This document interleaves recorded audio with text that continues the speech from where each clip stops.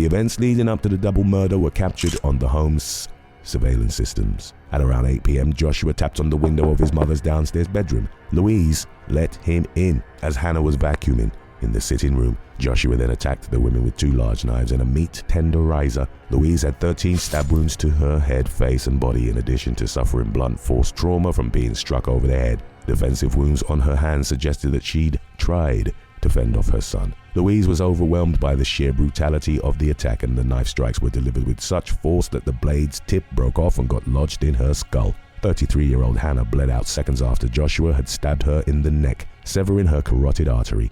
Minutes after killing his mother and sister, Joshua emerged with blood on his head and legs, carrying blood-stained clothes upstairs. He changed his clothes and left the home, but was located by law enforcement on the street a few hours later and taken into custody. In 2018, Joshua was deemed unfit to stand trial due to his mental health, and he was sent to Broadmoor, a high-security hospital for the criminally insane, on an order that didn't include a time limit. By early 2020, his competency was sufficiently restored for him to enter a guilty plea to 2 counts of manslaughter by diminished responsibility.